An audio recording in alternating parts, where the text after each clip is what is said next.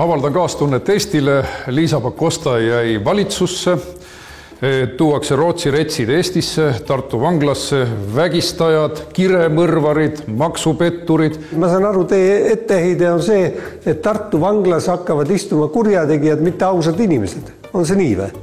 Minu meelest vangla selleks ongi ette nähtud. Igal õigel moslemil on 10 õde-venda ka, kes kõik hakkavad neil külas käima, nii et Tartusse tuuakse tõeline julgeolekupomm. Ega nende hulgas võib vabalt olla ka eestlasi. Ära arva, et kõik on moslemid. Eestlased on ka parajaid tempe toime pannud Rootsis. Selline inimene, kes seal veel omakorda vassib Pihlakodu juhtumiga, vägistamiste teemadega, ta peab tagasi astuma. Ta on teile ka nuhtlus oma 1,5% toetusega erakonnaga.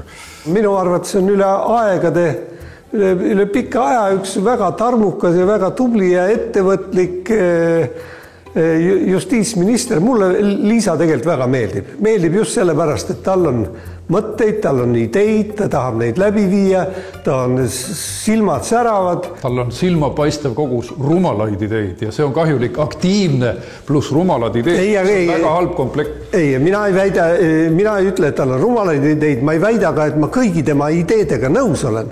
Aga minu meelest kõige hullem asi on see, kui meil on ministrid, kellel ei ole ideid, ei ole sära silmas. Et selline minister, keda sa nimetasid, passiivne minister, on parem kui see, kes teeb kurja ja lollusi. Need inimesed lähevad siin vangi ja vabanevad Rootsis. Neil ei ole mingit kokkupuudet Eesti kui sellisega. Te olete Eesti lillaks, homoriigiks muutnud ja nüüd teete Eestit mingiks islami vanglasaareks, Guantanamoks Euroopas. Aga tulemus on see, et EKRE-sse praegu voolab rekordarv liikmeid. Me oleme üle 800 vastu võtnud. Mul on 30 inimest nimekirjas Lääne-Virumaal, keda tuleks vastu võtta. Nii et selle asja peale reageeritakse, mida te teete. Teie valitsemine teeb haiget inimest. No mina jälle tuletan sulle meelde seda, et alles pool aastat tagasi jooksis EKRE Riigikogu fraktsioon põhimõtteliselt laiali, nii et eks te otsite ja otsite uusi hullukesi, kes istuvad erakonnas, kuniks nad avastavad, mis seal tegelikult toimub. Siis nad põgenevad. Järelikult teistele meeldis see, mis toimus ja me oleme juba rohkem liikmeid saanud, kui on ära läinud. Nii et me oleme väga tugevalt konsolideerunud ja toetusnumbrid ju seda näitavad. Me oleme teiseks tõusnud ja see sulle ei meeldi, see on täitsa kindel. No jah, teile ju meeldib selline kõva käe poliitika, aga vaata näed, USA-s on selle tulemus on nüüd see, et California on leekides, teistes osariikides toimuvad ka mässud. Illegaalsed immigrandid tõssid mässu, kui hakati lõpuks korda majja looma. Ja Trump ei lase korduda sellel Black Lives Matteri linnade põletamisel. Saatis kohe rahvuskaardi korda looma, illegaalsete immigrantide mäss, narkokängide mäss.